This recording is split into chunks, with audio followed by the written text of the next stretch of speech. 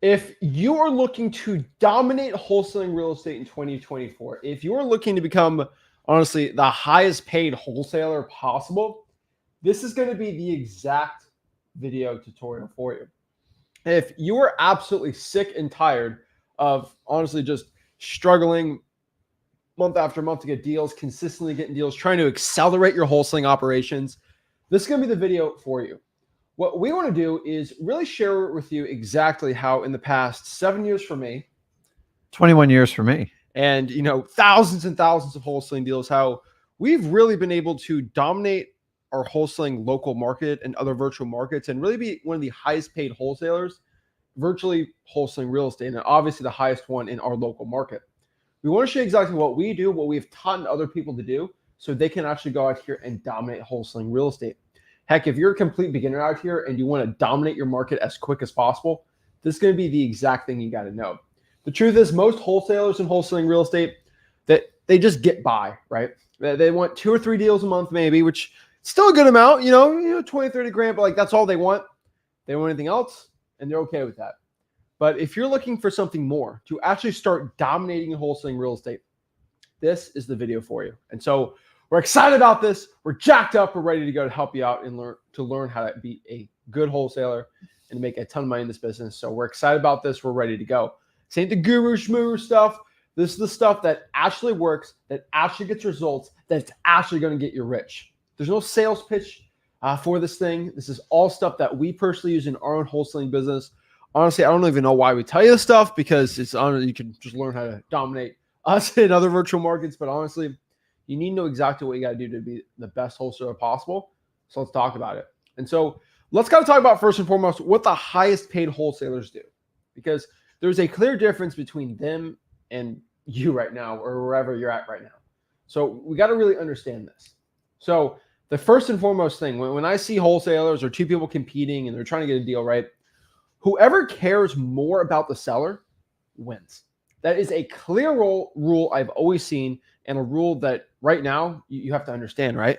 Yeah, I mean, this is so rudimentary to humans that I see so many new wholesalers, they chase the deal so hard, you forget about the person, the seller.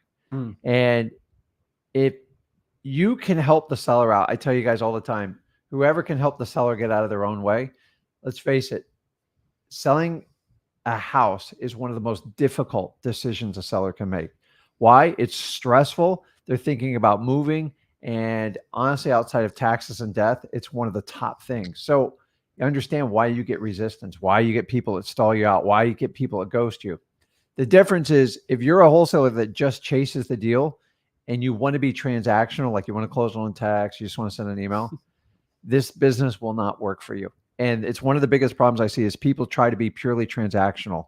How we get great deals is we develop relationships, because they're looking to see if they can trust you and if you're credible in what you're doing. And if you don't solve those 2 things with your seller, don't worry about the rest. None of it will happen. The reason why is, if I have a leaky roof and Zach does roofs and I have a relationship with him, who am I going to go to first? It's already built in. So all we're trying to do is teach you how to build in the relationship.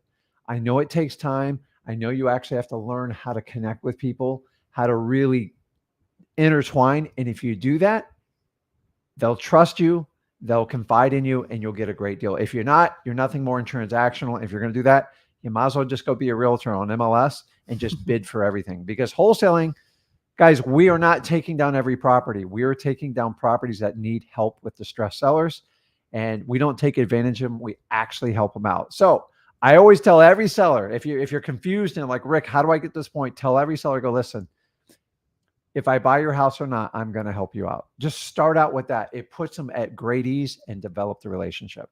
Yeah. If you care more about the seller, you're going to win, because you're going to sound different than the average wholesaler. What I mean by that is, if I love this example, I don't know who told me this, but someone told me this a very long time ago with wholesaling, or it was a sales guy. I forgot what it was, but like in wholesaling, right? You got to remember, if your grandma came up to you and says that she's having a bad situation financially and she's just got to sell the house and get rid of it, are you going to say, oh, hey, grandma, What's the square footage of your property? Yeah. Well, can you tell me about the cabinetry on the property? How much renovations do you think need to be done? What's a good guesstimate range for that? No, stupid, right? You're going to ask, hey, what's going on? Oh, I'm sorry. Like, is there anything I can do for you? Like, that's got to be tough. I mean, just, wow. Like, geez, I mean, when would you have to sell this then? Like, things that actually sound like you really care. You know, there's one really important thing I don't see a lot of wholesalers understanding here. But when you have a seller in a situation, a lot of guys throw, really hate to say it, sympathy at your seller. You throw sympathy. And if you ever talk to someone who like is just, you know, they want attention all the time on social media. Oh, my life's, you have one of these buddies from like high school that like you don't talk to anymore, and they're on Facebook saying, oh, today was a tough day. And like, you know, like they're asking for sympathy or attention to make them feel, oh, give me something, right?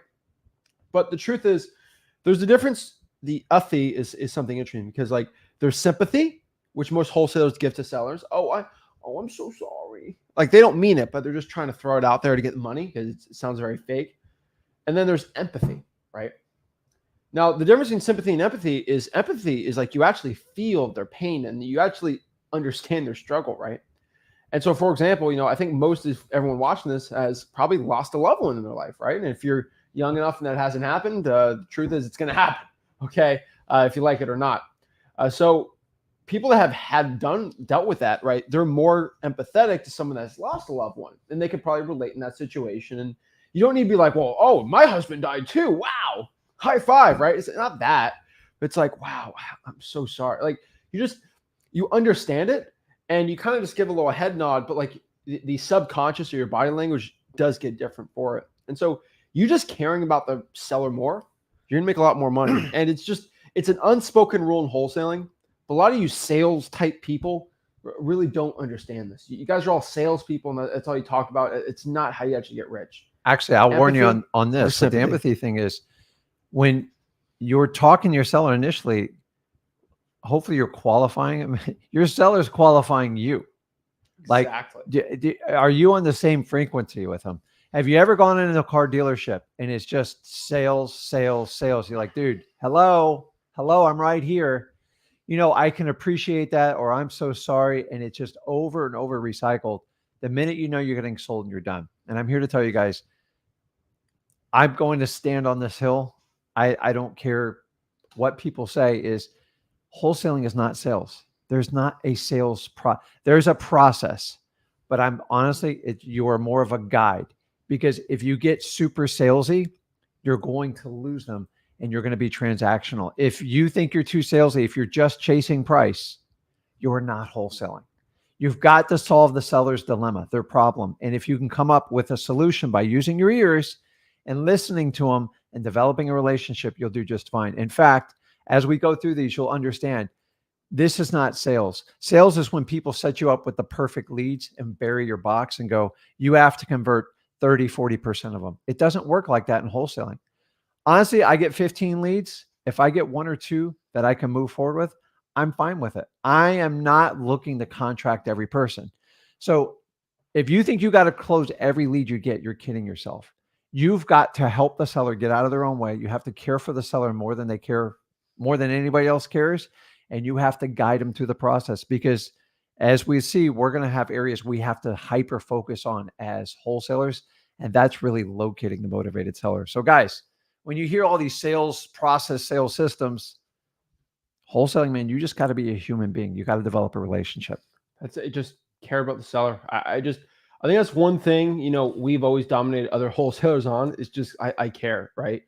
One notable example, I think I've said the story sometimes, but I remember training a new acquisitions person, and a certain franchise of a big wholesaling company everyone knows about went out to the property, and the seller, who's an idiot, scheduled both of us to come at the same time because he thought it'd be funny. And I was like, oh, I got to show my acquisitions person like why this 21-year-old is way better at you at closing, why you should listen to me. We walk on there. The guy's like 46, the other acquisitions guy. Young guy. He's 46. He's older than 21-year-old, right? Yeah, I know. On paper, this guy should floor me, right? He's got the nice franchise. He's got the beard. He looks like a nice, mature man. and you got, young Zach over here. And what's the first thing that guy does when I go there? What?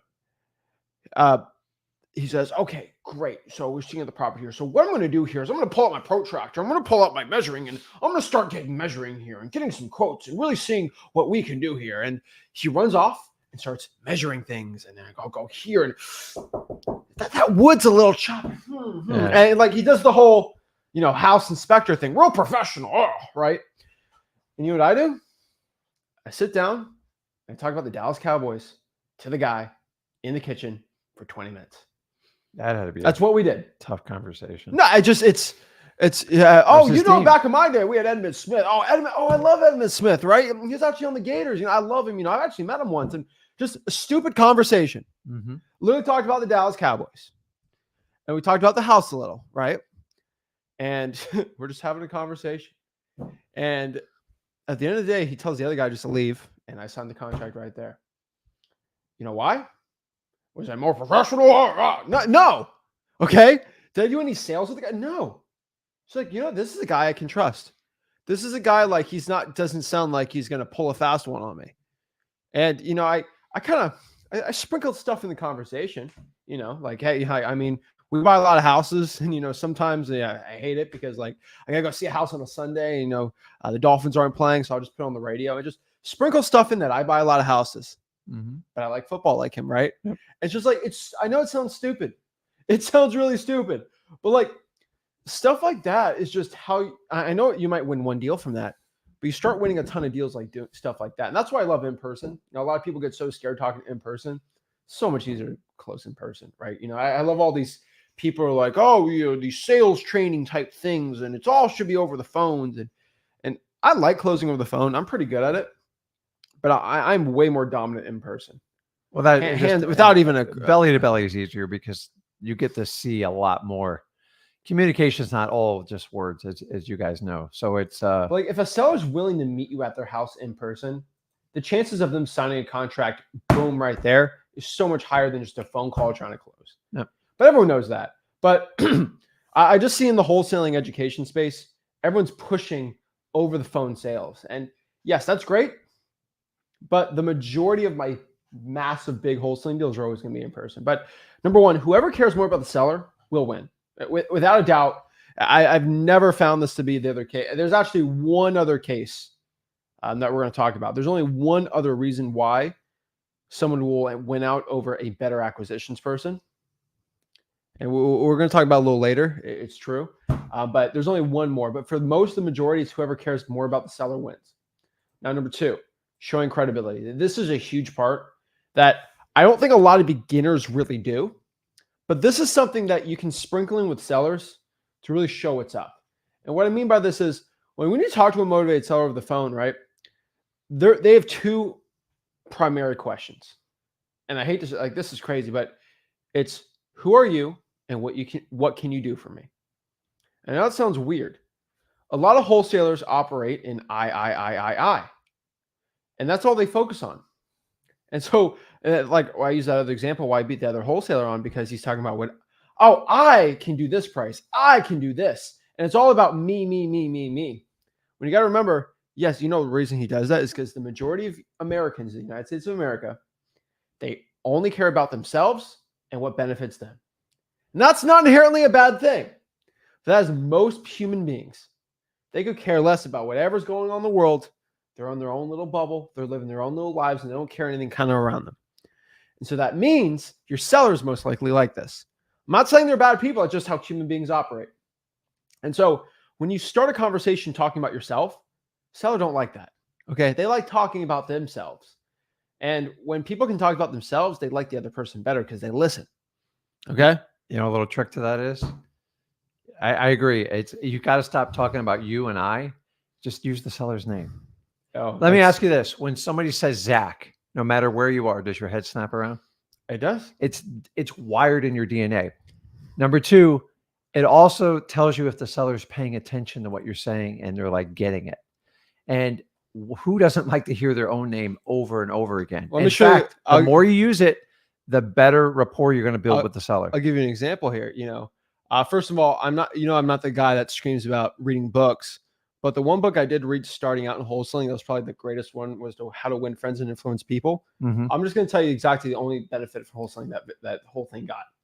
Number one, actually two things. That book showed, number one, people like themselves.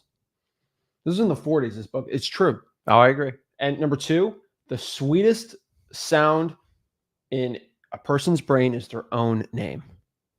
And they have studies now that have shown, like, they put like where the dopamine receptors are in the attention glands, and they say cat, mouse, burger, pizza, and then your name. It lights up more than anything, right? I mean, just look at a dog. When you call a dog's name, the head just snaps. They could be dead asleep. You get their name. Dogs get it. People get it even more. And so I know it sounds stupid, but like stuff like I know a lot of people think it's weird when I do live seller calls, and I get comments all the time. Zach, can you stop saying the word Abigail to Abigail? No, I keep saying, like, I don't talk about it too much, but I'm like, okay, Abigail. Well, Abigail, what do you think about this? Oh, wow, Abigail. Like, I know it sounds weird, but like, I'm telling, the first thing I ask is a name. Like, you ever watch my live calls? First thing I ask is the seller's name. I watched someone's entire sales training process online.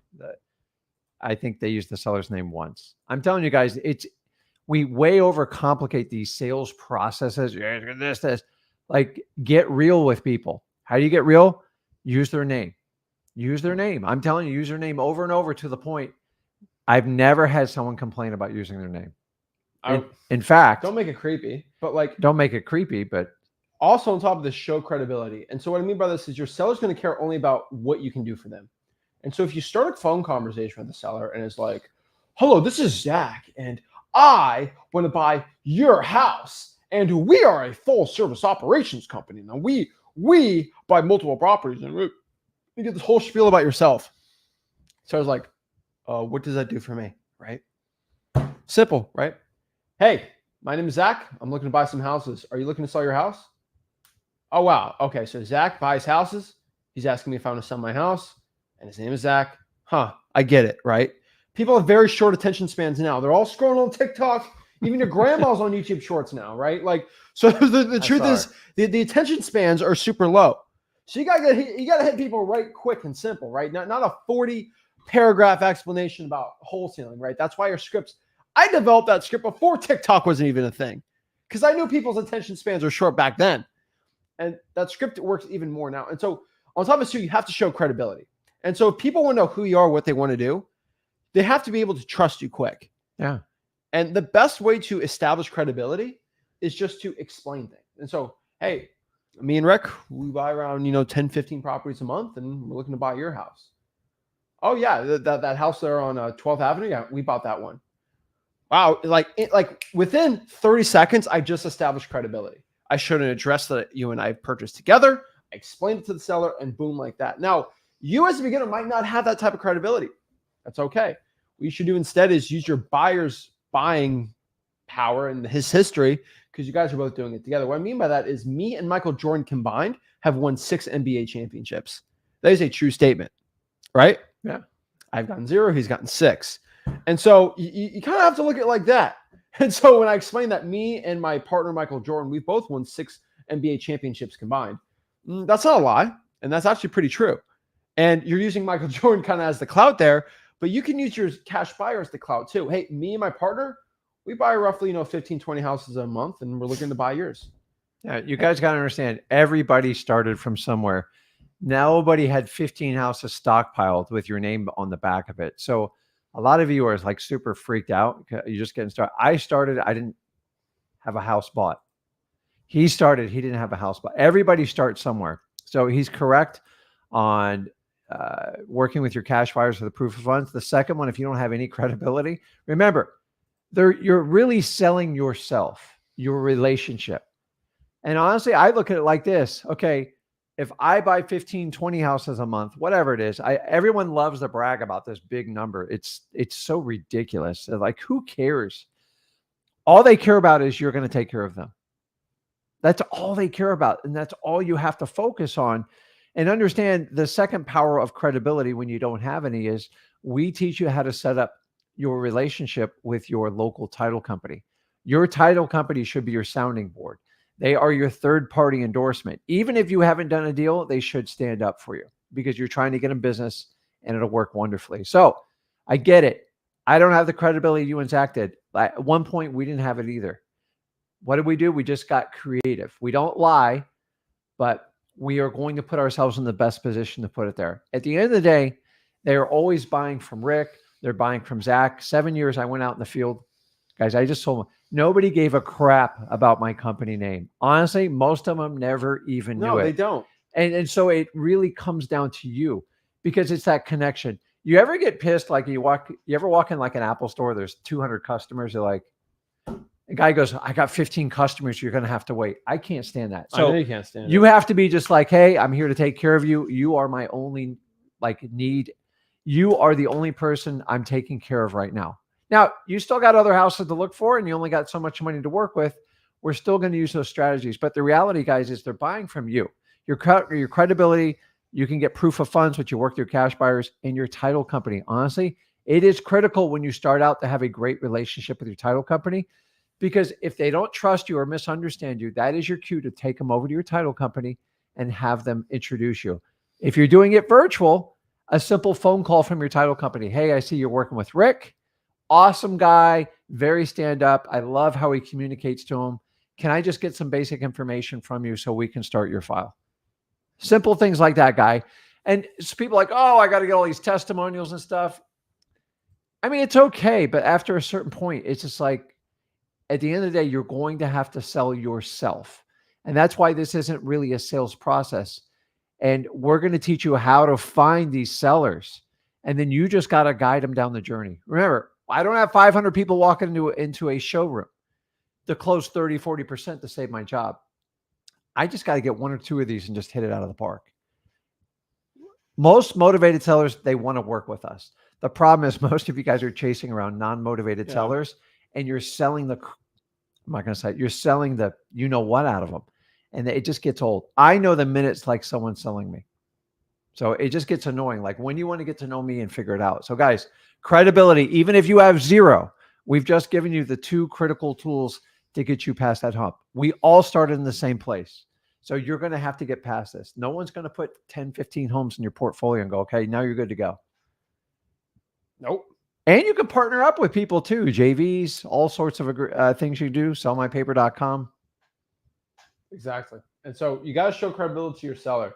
This is really important. I don't think wholesalers are doing this in the conversation. You don't have to like just throw like a at them, but just like a little sprinkle in there. Nothing terrible. And if you don't have credibility, go find your cash buyers. Do it. Talk to your title companies, guys. Just go do that. Now, another thing here we got to talk about. This is something no person wants to talk about when they sell a dispositions program or acquisitions program, right? It's all secret, right? I don't think there's any like guru that's like marketing specific. That's weird, isn't it? That they're all in the acquisitions thing or they're all in the disp. It's so stupid. I'm in the everything part. It's just simple, right? But what I can tell you is I have always found, this is always a fact, the best wholesaler in your market is the best marketer. It's the truth. Whoever's the best marketer, whoever can get in front of the most motivated sellers in your market is probably making the most money in wholesaling. If you don't believe me, get in a room, get 5 of the like best guys, gals doing it. I guarantee their marketing's through the roof because CRM's insane. Great marketing will get you through average acquisitions every day. Now, here's the really cool part. Your acquisitions gets better with time. And so how we design our program at freewholesaling.com is we teach you marketing heavily up front. In fact, honestly, we teach you the technique so you don't screw it up in the beginning. Because remember, you're a guide. If you had to perfectly pitch every person, you would never get a deal in this business. So I'd rather you be an incredible marketer and an average or below average acquisitions person than the other way around. How about this? The perfect acquisition person with a lousy marketing plan. You're going out of business. So figure out the marketing first. This is the big secret. I don't know why every guru tries to hide this part of it.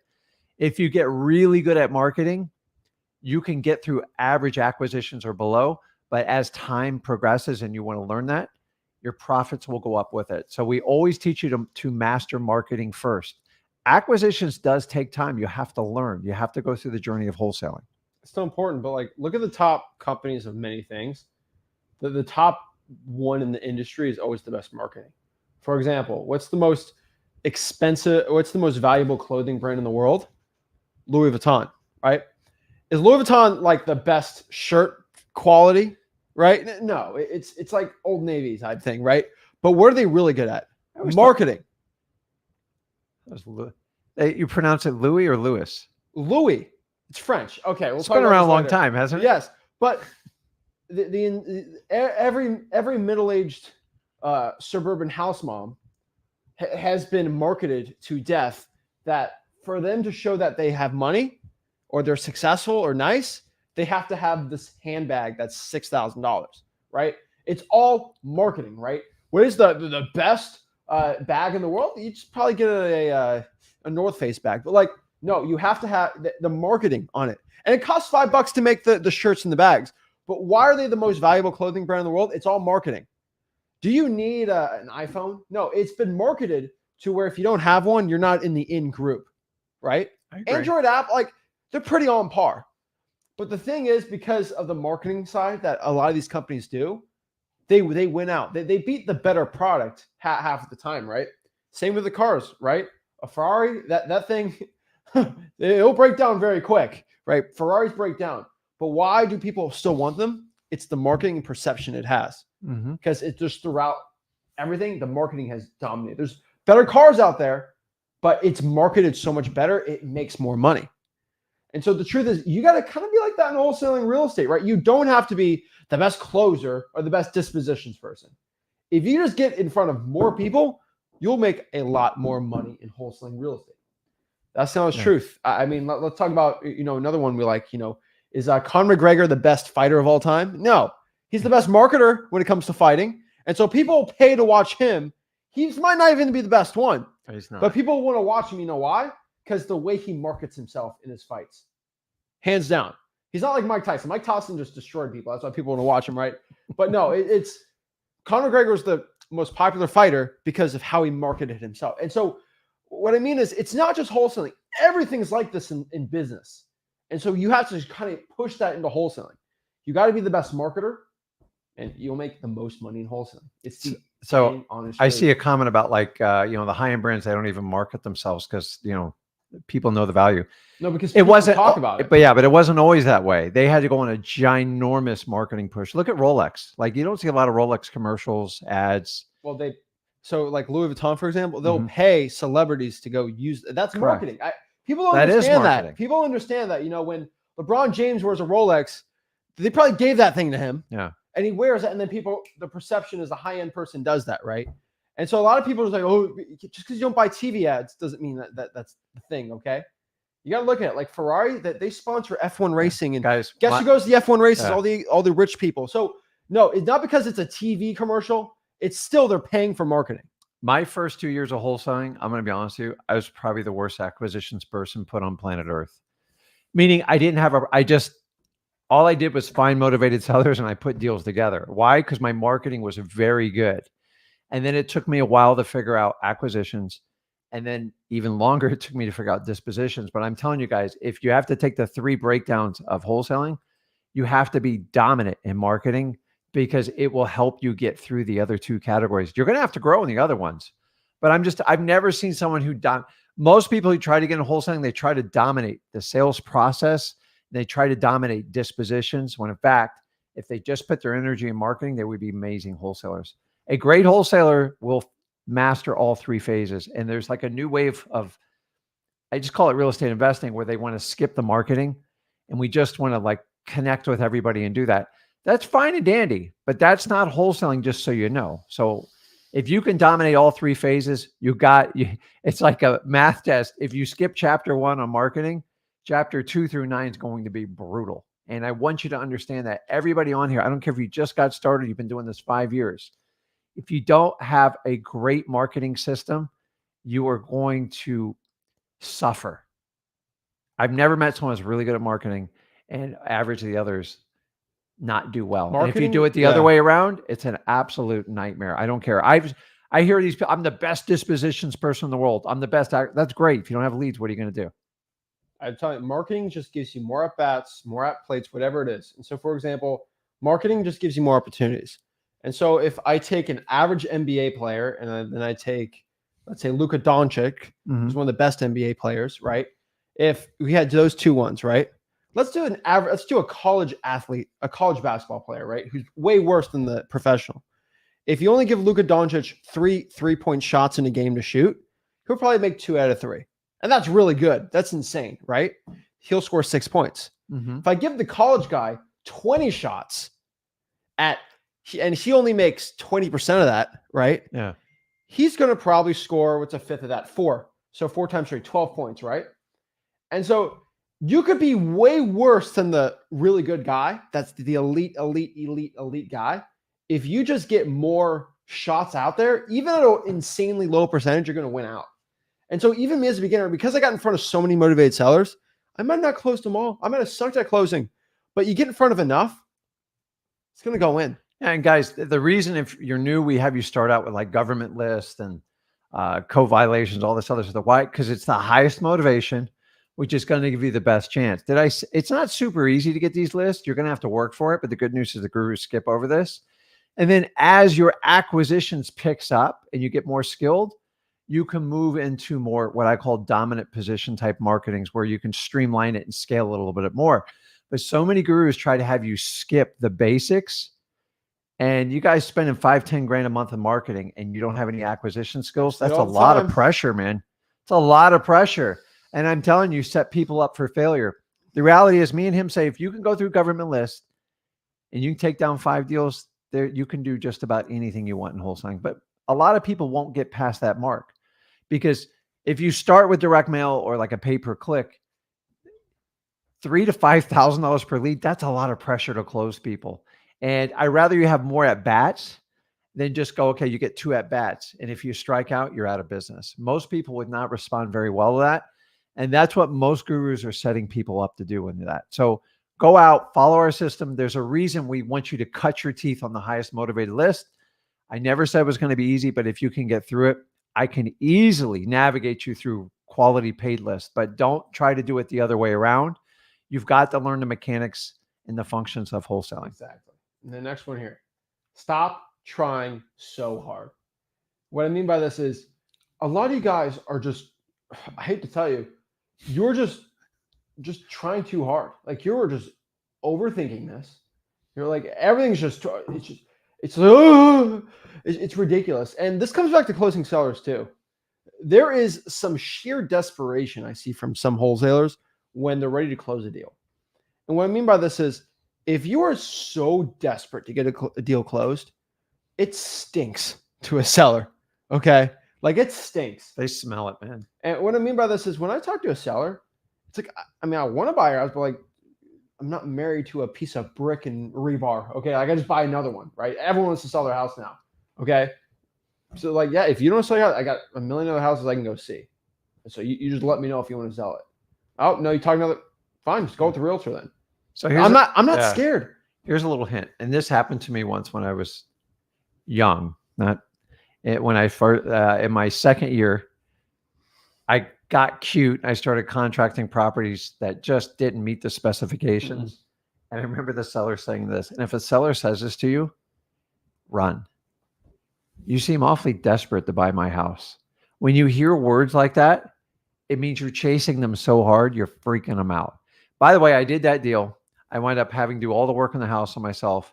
And I think I broke even after 4 months. Oh, yeah. And I learned my lesson. So if a seller ever gives you the obvious clue, like, why are you so excited to buy my house? I don't understand it.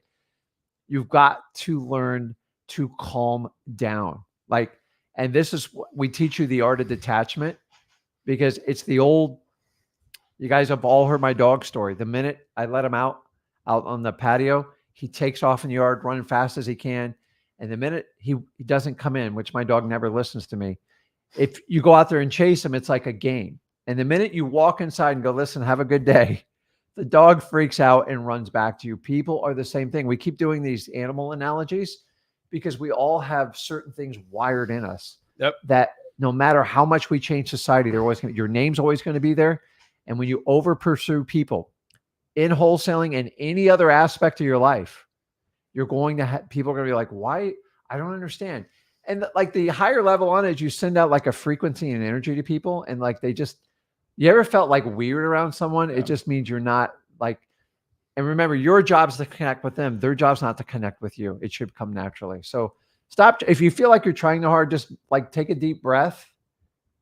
And honestly, if it gets really tense, find a way to like get laughter in there. Laughter cures a lot of problems in anything in life, especially wholesaling. If you can get a seller laughing, you've broken the ice with them. So just guys, stop taking yourself so dang seriously.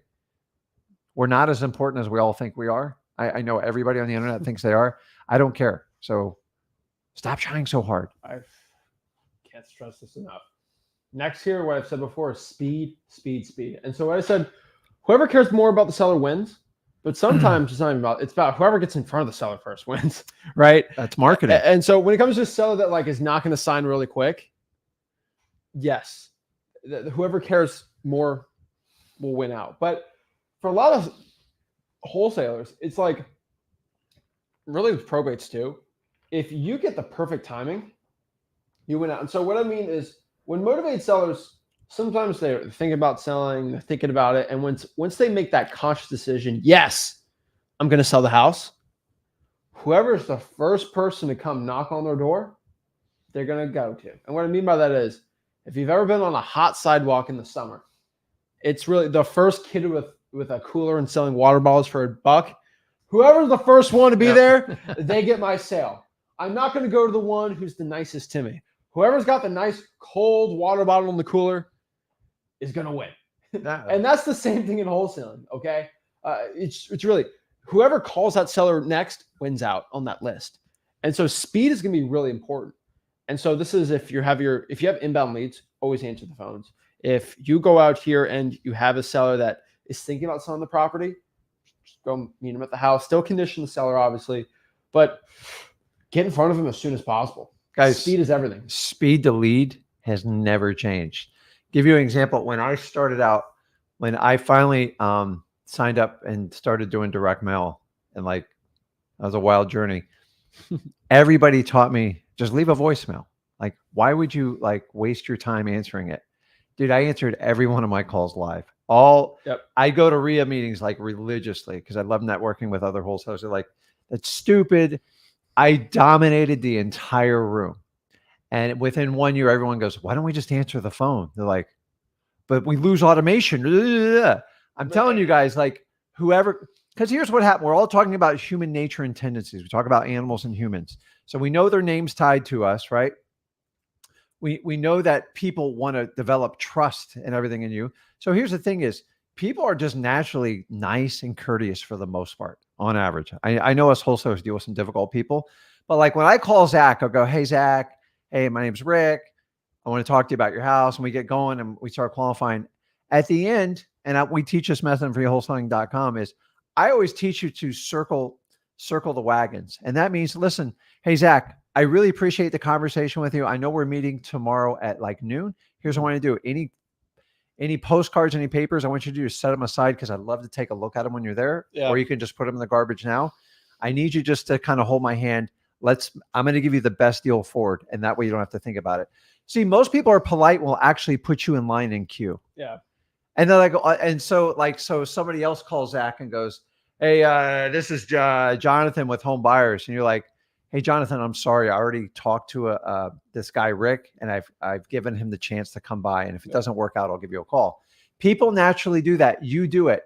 Think about when you sell an item on like eBay or anything like that. When you already have a commitment, you don't want to go through it another 3 or 4 times. So respect the order of command. If you get there first, and marketing is all about timing, and you can never time a market perfectly.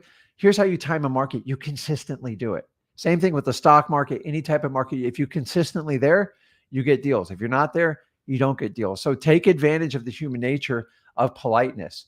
More people are polite than they are rude when they connect with you. And they say, no, I'm talking to this guy, Rick. If it doesn't work out, I'll call you back. But you got to get in line first a lot of times. You can be the greatest relationship expert. Most people are going to honor like their verbal agreements like that. Most, not all. I know we're in wholesaling. I know people lie to us. So guys, take advantage of it. Speed to lead is everything. If you have any type of inbound, answer the phone. And guys, please call people back if it leaves a voicemail. And for God's sakes, just when you do have a lead and you're excited about it, circle the wagon. Go, listen, Mike, Zach, great talking to you. Do me a favor. Put your phone down. Don't call any real estate agents doing that, because I have so much stuff for you and I'm really excited to present it to you. But just do me a favor. Just hold my hand till I get there. If I do that, it'll do that. You don't do that, they have 6 other postcards in their hand and they're ripping through. Yep. They called you first, answer his phone. 80% of the people that do direct mail marketing, they don't answer their phone. It's the one secret. If you just do that alone, I promise you, you will have amazing results. And let me, if you answer the phone, you know how hard it is to reconnect with these people? It can take you weeks, if not months. And honestly, you save a lot more time, and you just lost all credibility because you won't even answer your phone with them. You'll spend all that money and do a inbound marketing, and if you don't answer the phone, it doesn't make sense. And for the people that do anything with Facebook or online or something, like, you have to respond instantly. The speed to lead's even crazier. So guys, listen to people, because they're looking for people to respond to them, because if you can't solve their problem, they're going to go and find somebody else that will. So keep that in mind. Speed to lead's so important. By the way, this has never changed in wholesaling since I started in 2003. Is the speed getting faster? I'm actually going to tell you, I think it's getting slower because we're getting so automated. So people love talking to a human being. I've seen that to a point. Depends on which side of the transaction you are. I'm telling you, it's big. And so the next part here is we're talking to other, wholesalers, but never, ever compete on price. I cannot stress this enough. Stop competing on price with other wholesalers. The reason why I dominate my market is I don't compete with people on price. That is not what I do. All right. That is not the name of the game for me, right? I'm the speed and convenience guy. I'm not the guy on price, because if you want to do that, go and then making $4,000 or $5,000 a deal. There's guys in our market, they just try to make $4,000 or $5,000 on a deal. That's all they want. And that's all they're going to do. And that's what's fine. But I'm the type of guy that's going to make $30,000, $40,000, $50,000 on a wholesaling deal. And so, yeah, if the other guy undercuts you, sure, fine. But is he here right now? Is he ready to buy your house? Has he bought multiple houses last month? I don't see him here. So kind of makes it obvious, like, I'm here to buy it. So when you say most sellers throw out, well, I already got an offer for so-and-so. You already would have gone with him if you trusted him. That's it, guys. It's always a bluff. Oh, I got so-and-so. I'm like, what I mean by this is, oh, I need someone to go replace my roof. What? $40,000 to replace my roof? Like, well, I know this one guy. His name's Edward.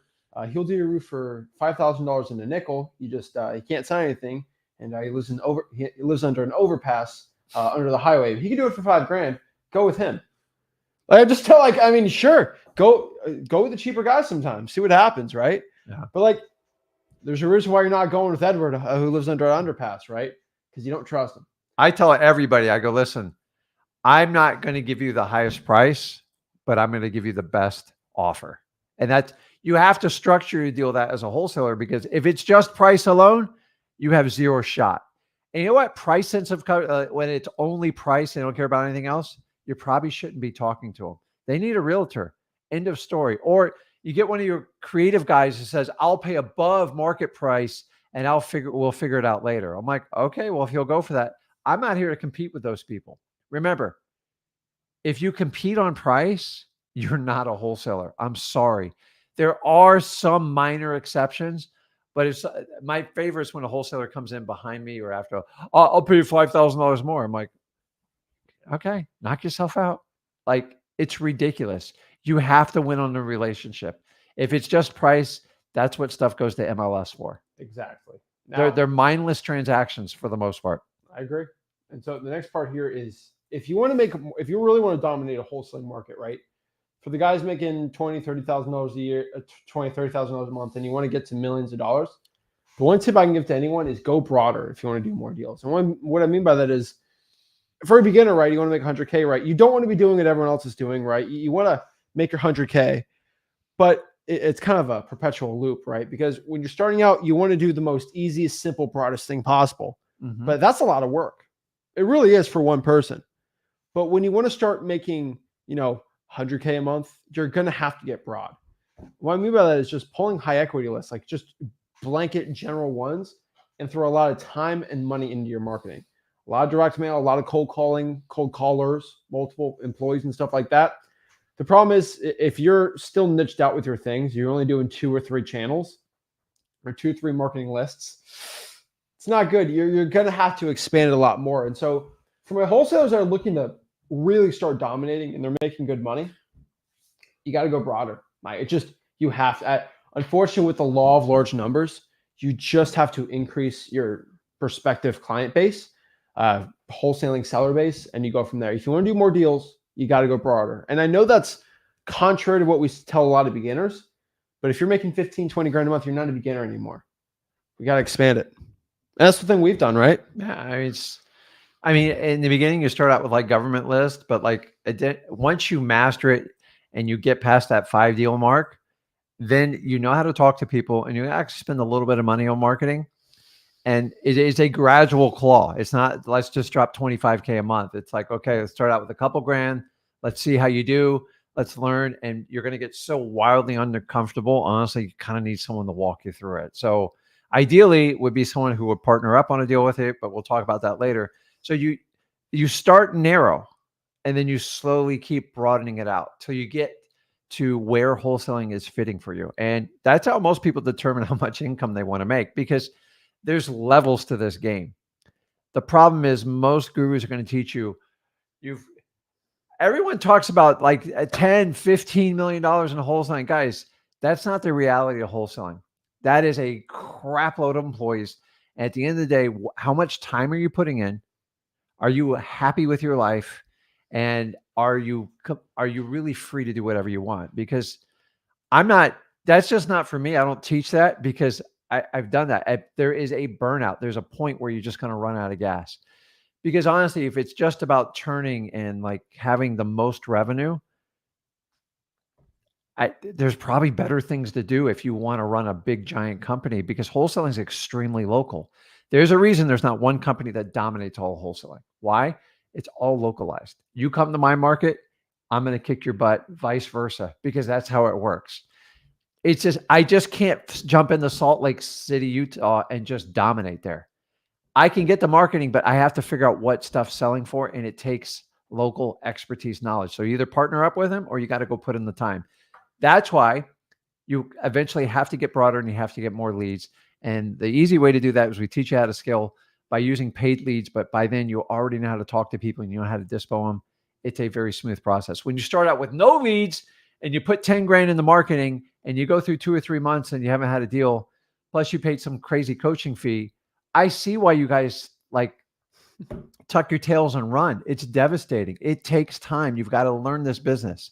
And guys, I'm here to tell you, you can't learn wholesaling in 90 days. Can you get better at it? Absolutely. Can you get lucky in that time? Absolutely. But you got to commit to a year of your life.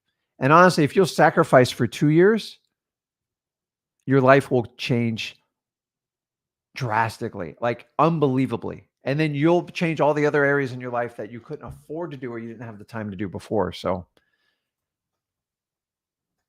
that's it. Telling you guys, get broader, you do more deals. Next one here.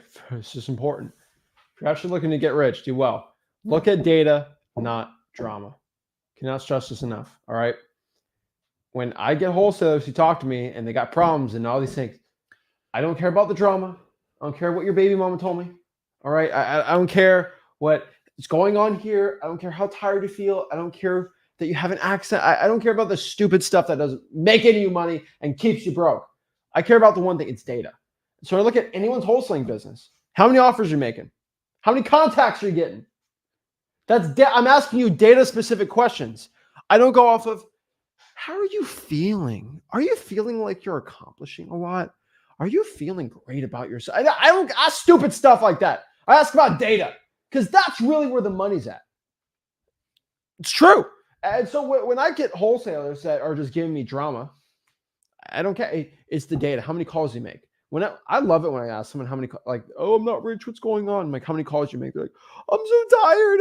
And then you just give me drama. I don't care. You can tell by the context of the conversation. I did a lot of call. A lot's not, that's drama. That's not data. Wow, I've done like 100, like 50 to 100. Once again, that's drama. It's not data. Do you have a spreadsheet with actual numbers that we can do? Because The data it's truthful. If you put down the truthful information, if you get the truth, you can fix anything you want in life. But if you're going to sit there, it's like going to a therapy session and like you're a narcissist and you just lie to them the entire time. What do you want the therapist to do? They're paid by the hour. So if you want to sit there and lie, they'll feed you the crap you want to do until you can come to the truth. Wait, this is where data rules. And I say 95% of conversations on wholesaling, they're drama. Drama sells, guys. Like that's the reality of it. People love to complain. At some point, you got to stop complaining and go, okay, if you can stop complaining and get out of the drama and look at the numbers, you're going to see life in a whole new vision. And unfortunately, if you come from like a corporate America or you come from a school system, you're taught the complete opposite way. You got to like, I got to do this. I got to kiss someone's butt. I got to like overstudy. No. Like come up with a plan, do it. You got to, if you get rid of drama, the funny thing is when you get rid of drama, you can only take actionable results that will drive income for you.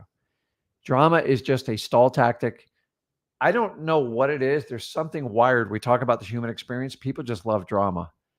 And I wondered if the animal kingdom loves drama, but I don't know because I don't communicate that well with animals. So it's like everybody likes to gravitate and just, but I was in corporate America. It was the worst thing. It was like, did you hear what Johnny did? Did you hear what Johnny told the boss? And like, I mean, hours, if not days. And as a wholesaler, it's weird when you come into this because and sometimes you guys bring drama over from your previous lives and you put it in here and you want to know why you're not getting results. I'm telling you, just lose it. So if you're going, crap, that's me. He's talking right at me. It's like Rick knows me. You just have to identify it and just stop yourself from doing it. Because I'm here to tell you, if you're a drama queen or king, it's going to take time to stop it. What do I mean? You have to recognize it, go, crap, there I go again. And just, okay, let's talk about the data. Zach's right. Rick's right. I only made 56 calls. I keep telling him I make 300. There's a reason I'm in a massive deficit. So the sooner you're honest with yourself, the sooner you can do it. If you look at data should be hard numbers, and then you don't get steered either way. Drama is always steered towards your biased opinion. And that's why it doesn't serve you at all. It's just your ego driving the bus, and you got to get your ego out from the wheel and put the data there. That's it. So look at the data, not the drama. When I talk to someone on one-on-one, it's like, how's your day going? They're like, it's okay. Well, whenever I hear something like that, you're already in the mindset that life's not good. And you just give me talk. Tell me the numbers. That's it. And if you say, oh, it's just so hard right now, it's the market's hard. You're dealing with the drama, not the data. How much have you done? Right? That's it. And this comes back to the next part, self-accountability. A lot of you, the most top wholesalers, they don't have a guru in their ear telling them what to do because the gurus are broke. They're all self-accountable people. It's the absolute truth. And so you do have to be self-accountable. You cannot get someone to make you accountable. It's good for a little bit, but you and only you can make yourself accountable. You have to tell yourself to get up in the morning. You have to tell yourself that you need to do the work today. You need to be the accountable person to say no to going to the party if that's going to stop you from wholesaling, right? You have to have true and complete self-accountability to get rich in wholesaling real estate. And the truth is, you're not going to have a guru who's going to do it all for you. Most of the self-accountability comes from yourself and you learning by yourself, right? Yeah, I mean, guys, here's the reality. Gurus, like self-admitted, I unfortunately, I have to watch some stuff. It's just a full-time cheerleading job. Do you want a cheerleader or do you want to execute? There's a massive difference. And when we talk about self-accountability, it's one thing that, okay, I have to be accountable myself. Here's the hard part of it. Here's the hard pill to swallow. You have to stop lying to yourself. So if you're going to make a commitment and you're going to break that promise to yourself, you should be ashamed. And unfortunately, we're conditioned in life. We just break, like a lot of you probably broke your New Year's resolution. Why? Resolutions don't work. You actually have to put in the work every day. You just don't wake up on the first of the year and go, that's it. I'm dropping 50 pounds. I'm going to put $1 million in my bank account. It all starts now. Yay, let's do it. Oh, I found a coach. He or she's going to give me the cheerlead. Listen, cheerleaders are temporarily. Motivation's temporary. Motivation's like the spark. It's like, oh my God, all this is available to me. The hardest part is now you got to go do it. And so you're going to have to start being honest with yourself. So remember how I told you early, to get rid of the drama, it's not going to change overnight. The first part is recognize when you become dramatic because you don't even know you're doing it. It's so wired into your subconscious. So then when you make a commit, go, okay, I promised Rick and Zach, I'm going to make 300 cold calls a day. Like, this is it. My conviction said I'm all in. You can tell us whatever you want. You've got to convince yourself and make that promise. And if you go in and go, I only made 100 today. Well, you know, my throat's a little scratchy. Once you start negotiating with yourself, you're in trouble. And you're not going to get where you need to get until you have an honest relationship with yourself. So you're going to have to look yourself in the mirror and you're going to have to sit down and go, can I do the work? The reality is you're just wildly uncomfortable. That's why you don't want to stick doing it, and because it scares you. And I already told you that's going to happen. So if you already know what's going to happen, you know what to expect.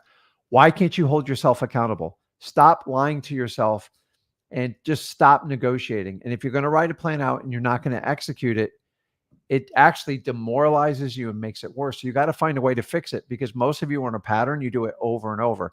I'm not saying everything's going to work out perfect, but if you only made 150 calls because you got sick, you got to step it up the next few days. You got to make it up during the week. You don't get sick days in wholesaling. Nope. There's no sick days. I don't have you control your vacation days. You know how you take all the vacation you want? Go do a crap load of deals. But you're not relying on anyone but you. I didn't say your mom. I didn't say your dad. I didn't say your sister. I didn't say Rick and Zach. We'll give you the information. But I've been on this journey. It's a lonely at the top, I promise you, because you have to speak the truth. And most importantly, you have to speak the truth to yourself. Stop worrying about impressing other people. Be truthful to yourself. You can do anything you want. If you're going to constantly negotiate with yourself and keep changing it. The other day I went in, I go, I'm going to run 30 minutes on the treadmill. 10 minutes into it, you know what? I'm just like, I could do 20, 30. I keep hearing myself, you said 30, do 30. And like the famous Will Smith line says, he goes, listen, if you and me get on a treadmill, one of two things going to happen. Either I'm going to beat you or I'm going to die while attempting to beat you. There is no, he goes, I'm not going other way. I'm not getting off the treadmill. I will black out before I do it. He'll slap you. Yeah, he'll slap you. But I'm just telling you, like, I'm not, the whole Will Smith, that man's got conviction when it comes down to it. And you got to say, if Zach gets on a treadmill next to you, are you going to fight? Or are you going to go, well, he's do 30 minutes. I'll just do half because I'm half the person Zach is. No, you got to go, listen, Zach, I'm running as hard as I can on that treadmill. It's probably going to take me a lot longer and I'm going to look terrible, but I'm going to get through it. And if you can commit to that, it's really cool. But like a lot of us start negotiating. Start right now. If you think about, like, if you already made commitments, even outside of wholesaling, hold yourself to it. Put it in writing. Put it on your bathroom mirror. Let some other people say it and go, crap, I need to do this. But most importantly, I'm not going to remind you. Zach's not going to remind you. Your spouse, your kids, they're not going to remind you. You have to be accountable to yourself. So telling the truth to yourself is probably the most liberating thing you can do in life. And if you can do it, life's a lot of fun. If not, you're full of all the other drama everybody else fills us up with. And if you want to go that route, I can't really help you. Exactly. So guys, self-accountability, super important. And so if you're looking to dominate wholesaling real estate 2024, you have to understand these lessons. You have to understand what you have to be doing. And most importantly, you got to understand how to do it. And so we talk about marketing a lot. If you want to learn how to market, you got to go to the free course. It's freewholesaling.com. It teaches you how to wholesale real estate absolutely for free. We love our hundreds of thousands of wholesalers in there right now. And we're here to help you and get you rich wholesaling real estate. So let's talk. Let's see what questions you guys have and how we can help you become a better wholesaler. So Thomas says, hey guys, I'm just getting started with my little brother. He's only 16. Will I have to sign the contracts for him too, or will he be able to get through my LLC?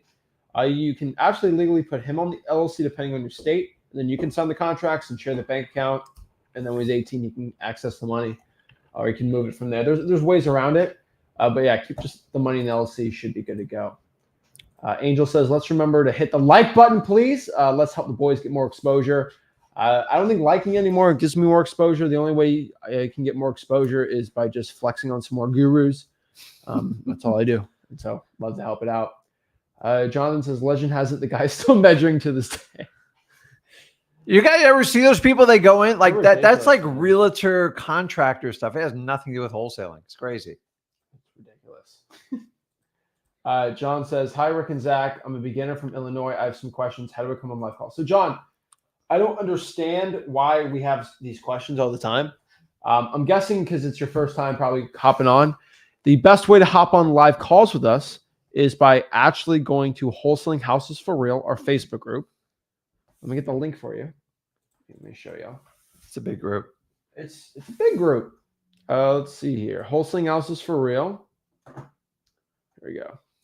You just got to join our Facebook. Let me get the link for you guys. Let's go here. You go to right here. It's called Wholesaling, facebook.com/groups/wholesaling houses for real. Let's see here. And then from there, you can hop on, talk to us. And so the best way you join the Facebook group in here, and boom. And then right here is featured on the top here. You click that, and you're able to click the StreamYard link and join us. We have 129,000 people in the group. So you can actually go out here and network and be with other wholesalers. Thing is, I do not want to talk to someone that doesn't want to join that group and actually want to help other wholesalers out and join a community of wholesalers together in such a big setting. So if you're not willing to do that, then you're not willing to, I don't want to talk to you. And also, if you're a guru, we can ban you pretty quick. And I don't want to do one-on-ones with gurus who are trying to use their name for clout and try to sell stupid wholesaling courses. And so that's how you do it, John. Yeah, appreciate it. Raymond says, watched the video with Jason White and finally got my first property under contract. I've seen all the reverse Frankfurt all his videos, but nothing hit a home like his story. Raymond, love to see that, man. So he watched that video from Jason. That was pretty cool. That was cool. That was at a live Flip Lurk Plus event. That was really cool. And he just shared a story. Jason's never talked about it before, and it was insane to hear it. And everyone loved it. Everyone really thought it was amazing, and it was pretty cool. And so we're having another one in Dallas in April. So Alan says, I can't wait for Dallas. Love to see it, guys. And so we did say this on Tuesday, but yes, we have a event coming up. It's called the Wholesaling Accelerator. It's a live event. If you have done a JV deal with me in the past 365 days, you automatically come for free. And so hopefully most people that come are going to come for free. Hopefully, we'll see. But yeah, if you send me a JV deal, you see the link right here. It's called sellmypaper.com. Once you get that check from splitting the deal with us, you will get an email of how to just sign up for Flip Lurk Plus for free. Or you can just go to fliplurkplus.com and just sign up and just pay the upfront thing for it, and then you're in it. And then if you send me a JV deal, you get the money back. Whatever you want to do, I don't really care. The reason why we do have a paid option is I do not JV in every single market. For example, Wisconsin, we're not in Vermont, we're not doing right now. So sure, there is a paid option if you want to do it. Help it, because these live events are very, very, very expensive. And if you want to break even on it, you can do that. But we make most of the money if you JV and you just come for free. And so what he was talking about with Jason White, though, I do want to show people our last event, which was in Stuart, Florida. Let's see, where's Flip the Brick? Here we go. See, I'm fast with this. Very fast. Oh boy. So our last event here, we just had one of, we had Jason right here. He came to the event. This was in Stuart. This was in October. And so he just spoke at it. This is us chilling.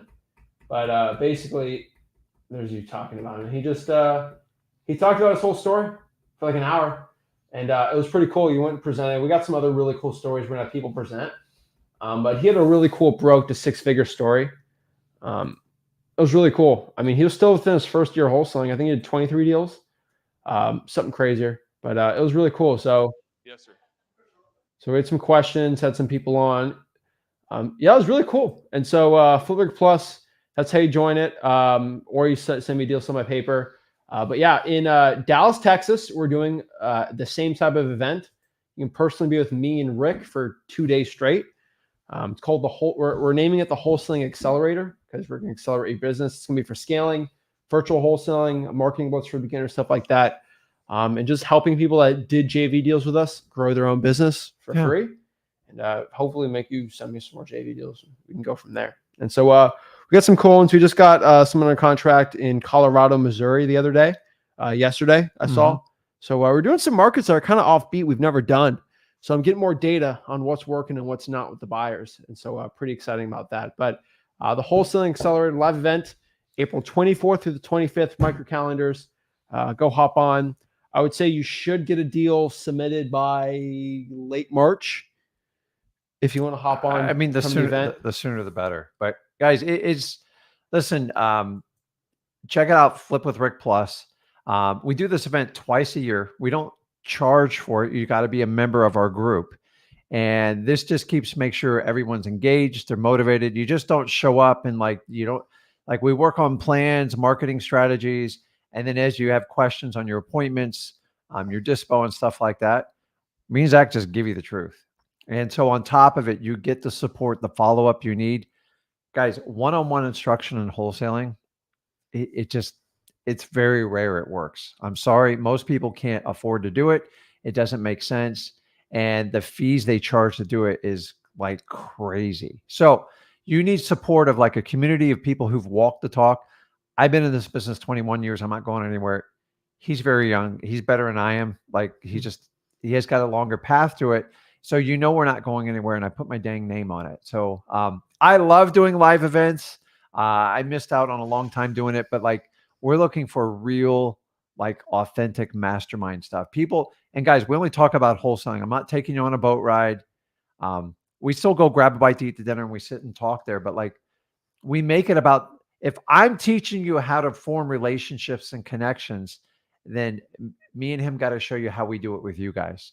And if you understand the connection with us, which everybody did when they came to our last event, you'll even get it better. And to me, it's the one thing that helps click it. The problem is most of the live events you go, they're nothing more than cheerleading sessions.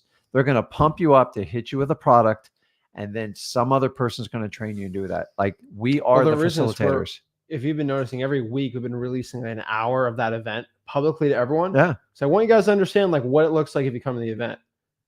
So send me a deal, and then you can come there for free. I think the last video we did from the event was, let me go pop it up. And then we talked about marketing list. Yeah, you talked about, this was really cool. We actually released this yesterday. And so this was still on the first day of the event. We're still releasing everything. I think there's so much of the event that we have footage of that I just keep trying to give to people publicly on here. But I do want to show people this really quick. This stuff like never seen before. But Rick was basically explaining all 14 marketing channels, right? And this stuff we've never put on YouTube, right? And so we shared it live here. And here's something really cool. I don't think this has ever really been talked about, but like only really 8 of these marketing channels really work, right? And we kind of explained that at the event there, that just like not all of them work, right? Like Facebook ads, door knock, like you really got to understand this. And I think it was really eye-opening for a lot of people. That's why I kind of shared on YouTube there. It's pretty cool. But like a lot of stuff's changing in wholesaling. And so, yeah, I know it's working. But yeah, love to see you guys out here and go from there. Natalie says, do you only JV deals that are under contract, or are you willing to make an exception for really good with high ROI? I mean, just submit a deal. Yeah. If it's not locked up, though, like it's going to be hard for us to JV, but we'll look at it. Yeah. The problem is if they're not under contract, we're just talking about it. So if you want to get more exposure and more help, then you should consider like Flip with Rick Plus, because I can't go through a couple 100,000 people's drama. It's just physically impossible. So to separate them, sellmypaper.com, we look for the ones that are under contract, and then we can give you some instant feedback. But if I do that, I just sit here all day and look at contracts or conversations. So I appreciate that. So let's answer some one-on-ones we got in the Facebook group for people who want to talk to us. And yeah, let's go from there. So first we got Harp. What is up? How do I do this? Where is it? There we go. There he is. Hello? Harp, you there? He buys 30 single families a month. Harp.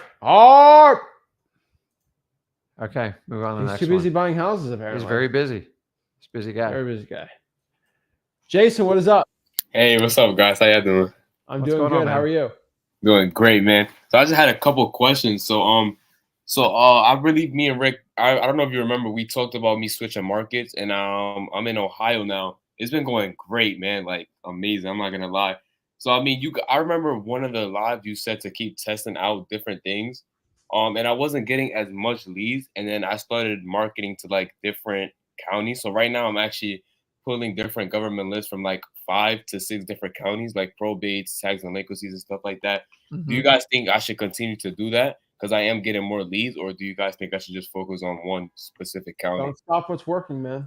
Don't stop it working. The challenging thing is doing probates for 5, 6 counties. Yeah. Depending on how you're facilitating the leads. If you have to go like physically pull them, are you doing it virtually or locally? No, I'm doing it virtually. So as long as if you can get the lead flow and then they're eventually leading the conversations, which lead to contracts that lead to closings, then keep doing it. The problem is keeping up 5, 6 counties for probates unless you're being fed the leads. Because a lot of people got to go to physically, they got to go to the courthouse, or like it's so hard to pull the data, they struggle with it. And if you're getting it fine and you're getting traction, then I'd stick with what's working because I remember before we talked about the previous market, we weren't getting anything. Yeah.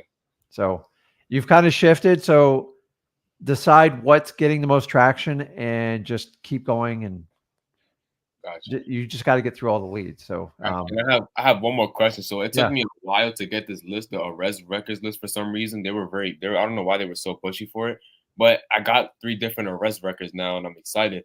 But I don't know how, like, do I contact them specifically, or do I contact maybe one of their relatives, like when I look it up on cyber background checks?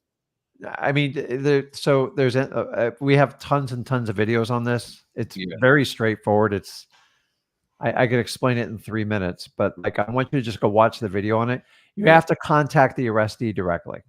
There's the other person, they don't care. Like you have to contact them. You got to make sure they own property in that county. So do that. And then once you do that, you just qualify them like a regular lead. That's it. Like, remember, all your leads come in. The more you get, the better the shot. So we talked about going a little bit broader to make sure you get enough leads. Yeah. This is it. So don't overcomplicate. Everyone wants to overcomplicate their arrest list. You reach out to the arrestee when you've verified they have property in that county and just see, hey, are you interested in selling your property? And that's it. And then they go, they're going to give you drama and you get through it. That's it. There's not a lot of records, and they should be relatively easy to get because it should be a public document. Yeah. Depending on the sheriff or the cop, the police station. Sorry. I agree. Thank you, guys. Okay, man. All right, appreciate it. God bless. All right. Is Hart back? I saw he unmuted himself.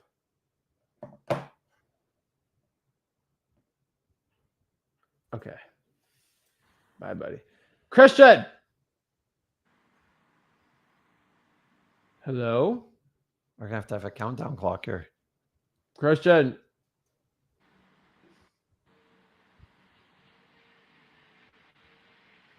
Next. Hi, Christian. Edwin. Yo, what's up, guys? Zach, how's it going, man? Rick. I had a quick question for you guys. So I was wondering, for a tax lien list, would you guys sit through and basically kind of filter that list, like search up each property, Google Maps, to know if it's like a single family home or a multi-family home, or if it's a commercial property? Because I pulled like 3 different tax liens from different counties, and some of them don't have the zip code. So that means that I can't skip trace them on Deal Machine. I have to, I have to put the zip code on each of the addresses. So what would you guys do? Is you can,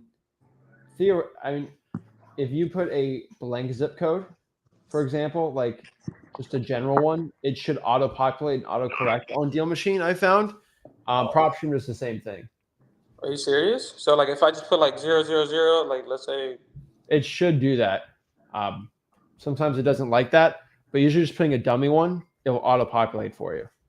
Oh, okay. I'm gonna give that a try. Maybe make like a list of 100 and put the property there, put a whole bunch of zeros on it, then see how that goes, test that out. Okay, man, that's cool. That's awesome. Thank you, man. Yeah, I mean, some government lists, they'll only do the address and they don't give you the state, city. And usually if you just have the address, it should work. Yeah.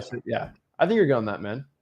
I was literally going to tell you to do that. So it's like, you read my mind. So you All definitely right, watch cool. enough videos to understand how I think. So I appreciate Yeah, it. dude, I watch your videos, you guys' videos all the time. I play them when I'm working. I'm at work right now, but the See, that's a question someone who went through freehosting.com would ask me, because it's not like a question that like you get all the same.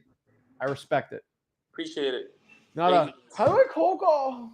Yeah, how did I cold call? All right, man. I appreciate it, man. So Thank get you, guys. going. Come back. Roy's here to help you out.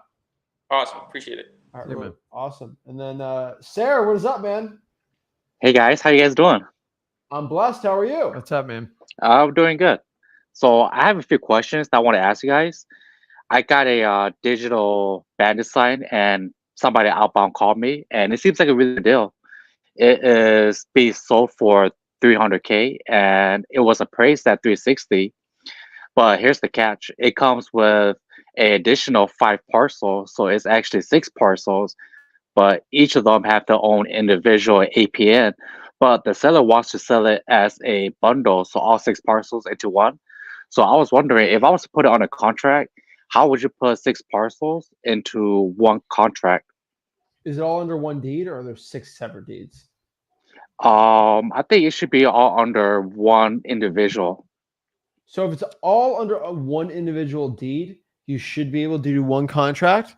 If they're different deeds, you usually have to do different contracts. So here's But they're all different. Yeah. Did you say each parcel has its own APN number? Yep, correct. So most likely they're going to be on separate deeds. So that's what I'm asking. So if you do it, it's 6 contracts. But like, here's the easy way. well, you Like, can pull up the deed and read, and it should be on there. well, if you have an APN number, it's going to require it. Yeah, that's what I thought.